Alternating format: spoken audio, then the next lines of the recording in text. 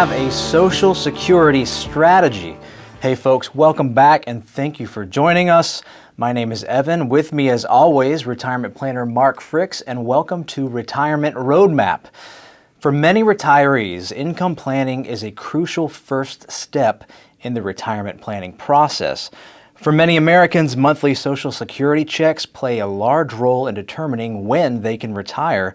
Today we'll review Social Security rules and how to incorporate Social Security into your comprehensive, holistic retirement strategy. And Mark's strategy is beyond just when do I take it, and we'll talk about that too. When are the optimum times to take it? Of course, we know it's a case-by-case basis, but the bigger question is how does it fit into your overall retirement plan? Yeah, and it's probably always one of the first questions we get, when people come in, when should I take Social Security? It's also probably one of the most misunderstood areas because we are always getting folks coming in saying, well, I can't retire until I'm 67 because that's my full retirement age. And 67 and 8 months is the day I'm retiring. 66, 4 months and 3 weeks or whatever. And so it's very misunderstood that that's almost like Social Security is dictating when you should retire, which of course is not correct. So we don't necessarily take that into account. So part of what we'll talk about today is what are some of the other things you have to consider? And it is a complex, we're certified in Social Security planning. And because it is such a major part of income planning, which is a very large part of retirement planning. 100%. And you've already mentioned a couple of things, but Social Security, what people know about Social Security seems like it's the carryover of the water cooler conversation. My coworker told me this, my uncle told me this, my cousin said this, my best friend said this is when I should do, this is what I should do. Google told me this. Google told me this. This article online told me this. And there are some very specific rules, and we see they apply very specifically to the individual circumstance.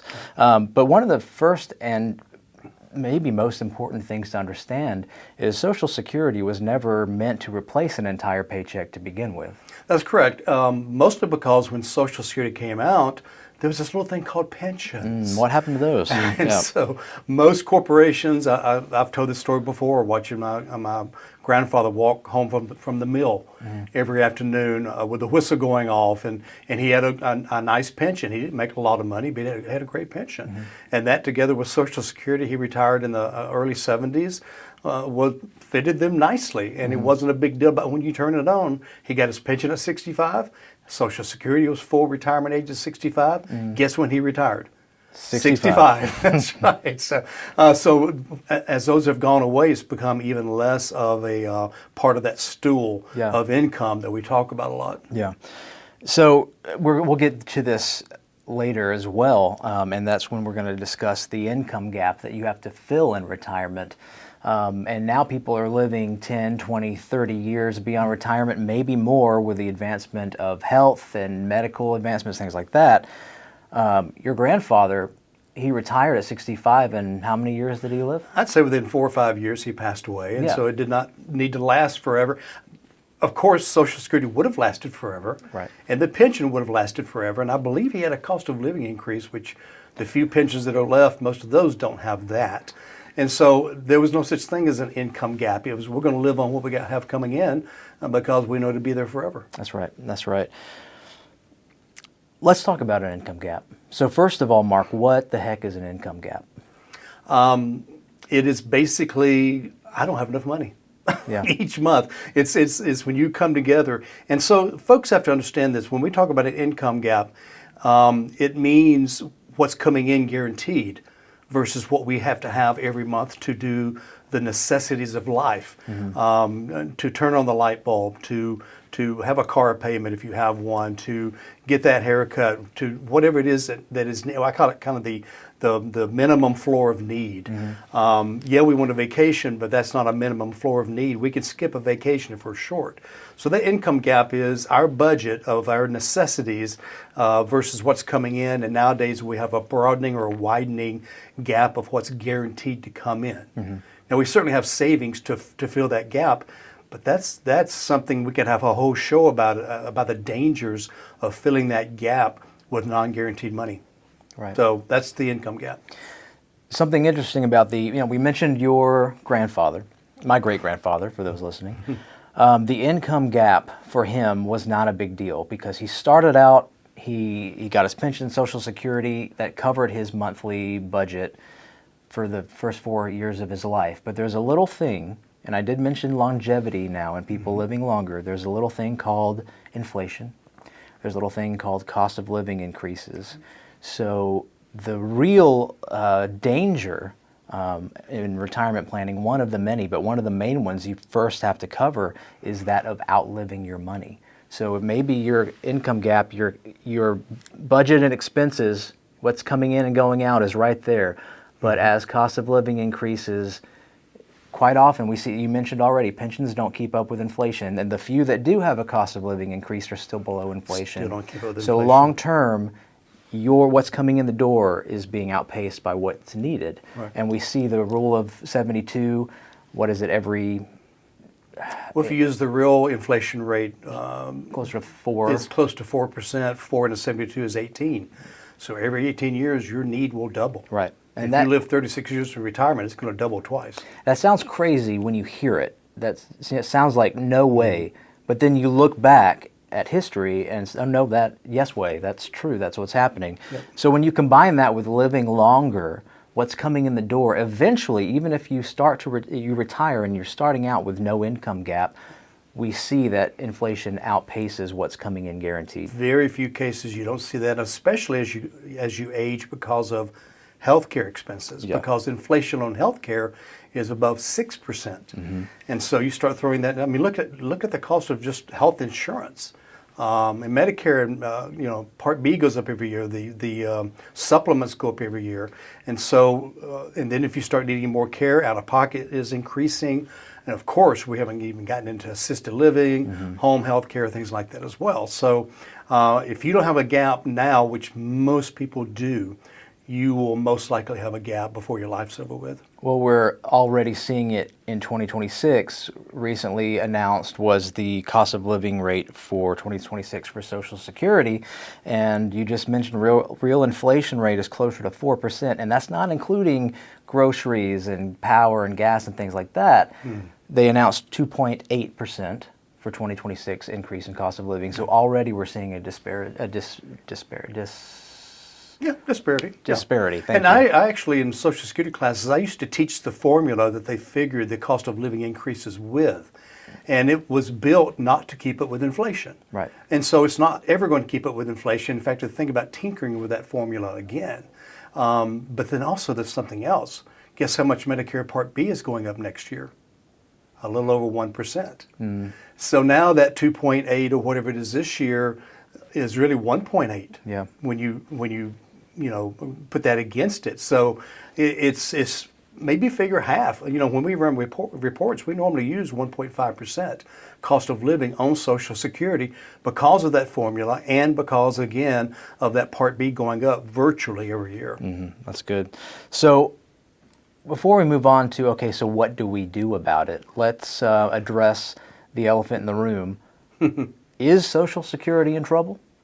Yes. Yep. All right. Tune in next time, folks. Yes. But let's talk about what kind of trouble it's in, because so many people have the misinformation that it's going away or going to explode. Okay.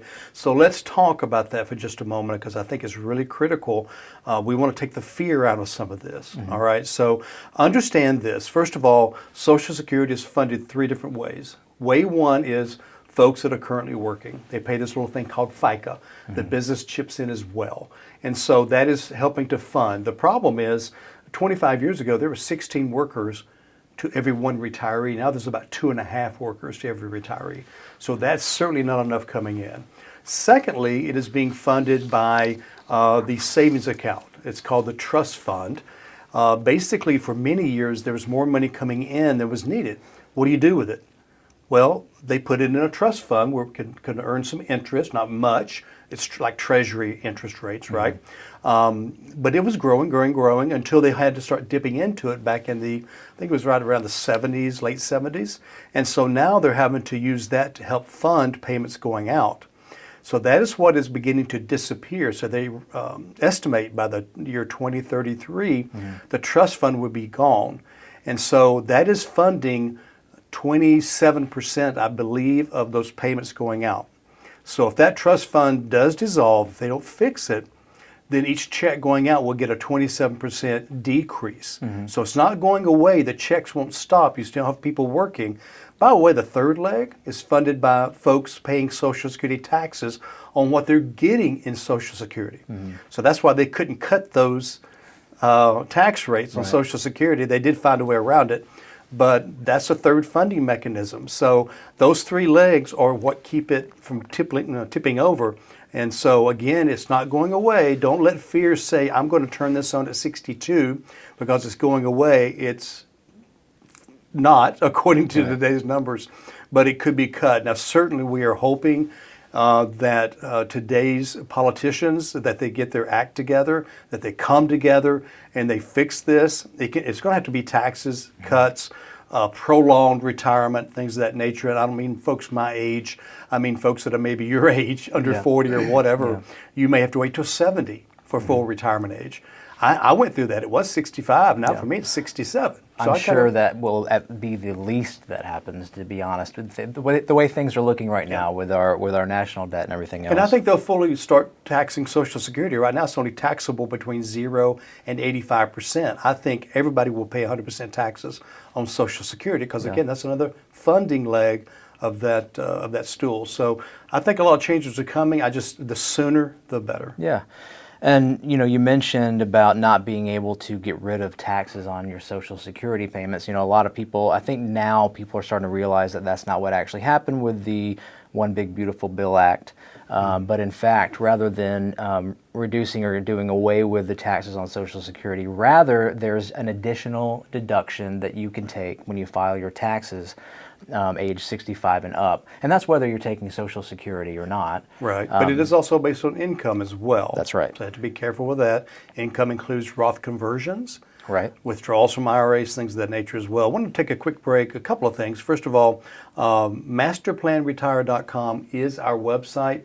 It's a treasure trove of resources, of checklists, of YouTube videos of our radio show, things of that nature, links to our podcast. But also there's a little green button that says schedule a meeting. So the biggest takeaway today is two things. Number one is by listening today, you are eligible to receive a complimentary consultation. This is a one-on-one time of kind of discovery. Hey, what's going on with your retirement? How do you feel about it? What are your fears? What are you excited about? What are you not excited about? And then we run a series of reports to show where the weaknesses are and address those concerns. That's all complimentary. We also are offering a flow chart. This is really a cool thing. This is another resource. This you'll have to contact us to receive. This is not the end-all, be-all. Don't let this be your Social Security planning. But it is kind of cool. It says, if this is you, then go follow this direction, then follow this direction, so forth and so on. It's a good start. But again, you need to sit down with a fiduciary, discuss it in more detail. If you're married, there's another complication that comes in as well. But that is something we will give you, a complimentary PDF of that. If you'll just ask, we'll email that to you. Just email us at info@masterplanretire.com. We'll put this sheet up on that you can see as well during the YouTube feed. But again, info@masterplanretire.com. Phone number, 770-980-9262. And finally, once again, masterplanretire.com. Did I cover everything? I hope so. Yeah, I think so. We're out of time now, so we'll see you next week. Before we move on from the One Big Beautiful Bill Social Security deduction, it is good to know we've covered this. There's actually an episode from a couple of months ago where we covered a lot more on the act and what it actually did and the changes. And we did cover some of the Social Security stuff on there. But 65 or older, you have a deduction up to $6,000. Now that is the maximum deduction you could get per person, and the income limit begins to chip away at that $6,000 at $75,000 a year for a single person. For a well, it's the same. It's just double. It's just double that for a married couple. Right. So Mark mentioned, and we'll talk a little bit later how Social Security fits into your overall retirement plan. But we've talked about this a million times.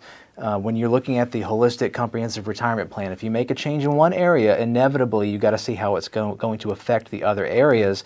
If you're starting to push into that deduction area, planning Roth conversions, your withdrawals, the majority of retirees today, most of their money's coming from tax-deferred accounts. Every withdrawal counts towards your income. That's going to start chip away at your deductions for Social Security, how much you're able to do. It's going to chip away at IRMA if you're taking Social Security, Medicare. Thank you. These things have to work together. That's one of the things that keeps us so busy. And everyone's got a different plan. Everyone has a different approach. Everyone has a different life situation. And everyone has a different level of pain. Pain threshold, How much are they willing to pay in taxes today so that in retirement they pay much less or maybe none?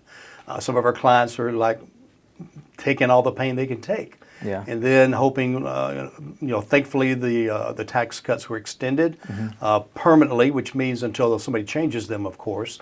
So that does give us a window, but if you're 65 or older, like you mentioned, actually 63 or 64 and older, because they do look back a couple of years. But Part B does make a difference. Are you willing to pay more Part B premiums for a couple of years to get more money tax-free, and how much more are you willing to pay as well? So, if you're sitting down with someone that doesn't understand all this, and I'll tell you right now, there's a lot of advisors that don't understand hardly any of this, okay? They understand maybe how to put some money in a managed account, and things like that. You start asking some of these questions, they'll look at you kind of sideways.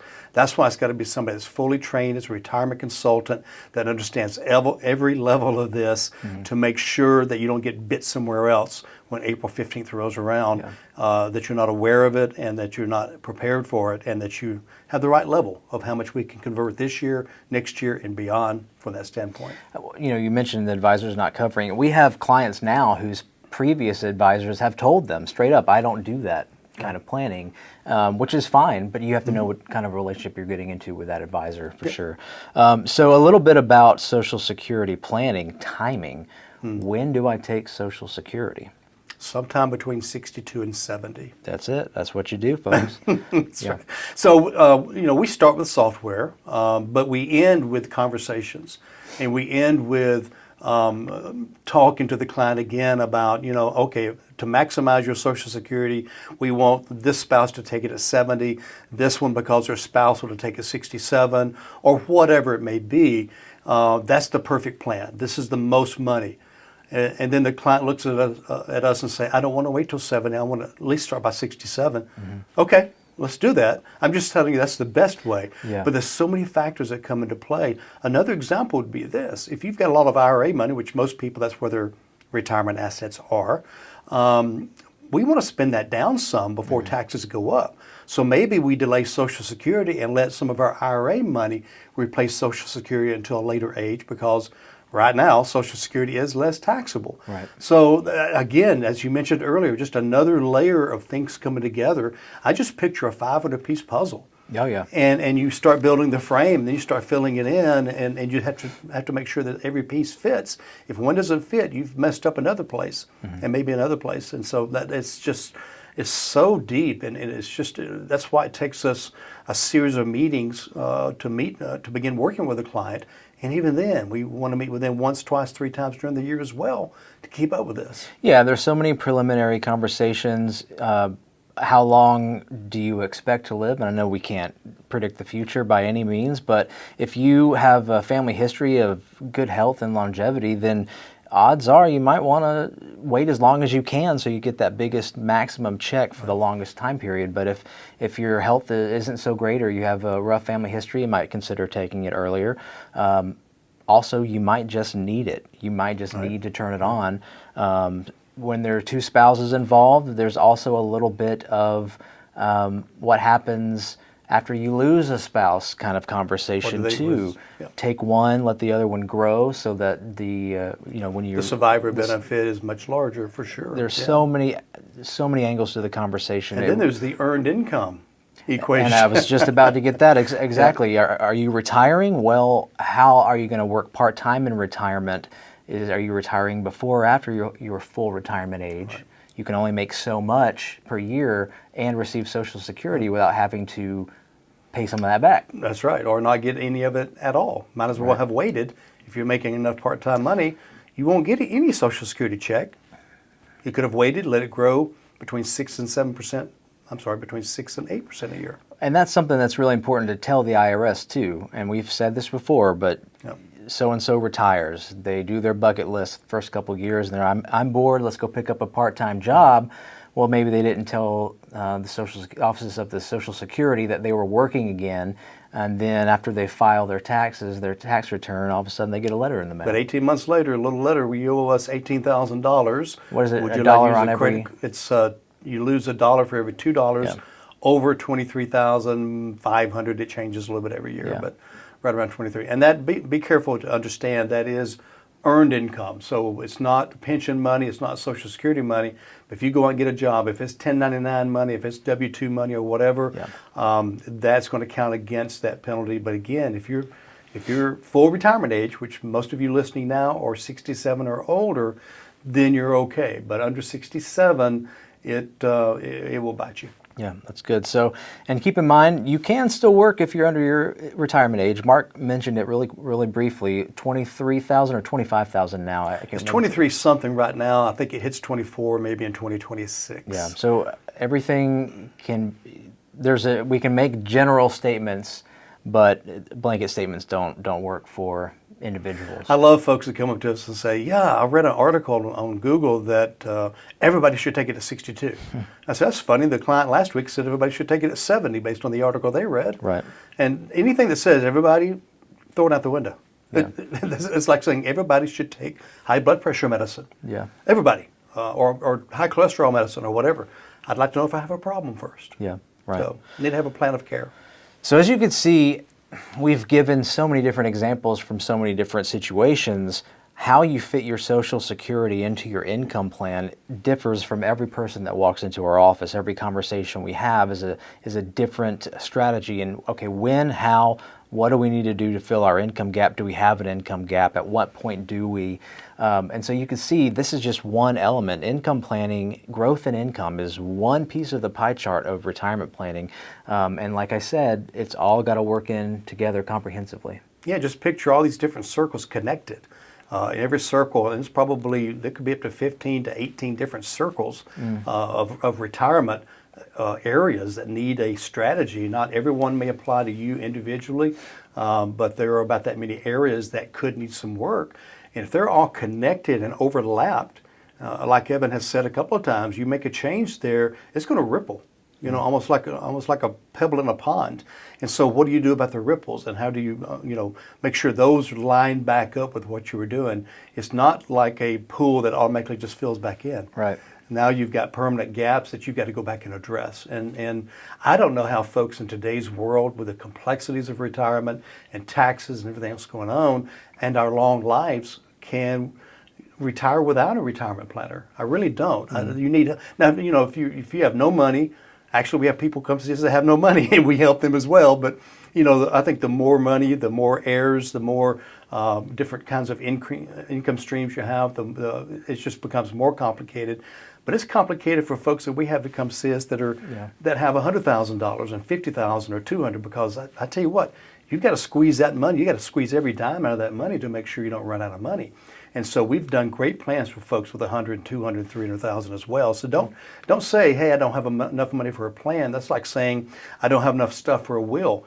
You better have a will anyway, no matter how much stuff you have. So kind of the same thing with this, whether you've got $100,000 or $100 million, you need a plan if you want to maximize your legacy, maximize your life. Yeah, and folks, I do want to remind you, check out MasterPlanRetired.com. There you can schedule your complimentary consultation. We'll do that via Zoom. Come visit us in our Marietta office. Face-to-face, we'll buy you a cup of coffee.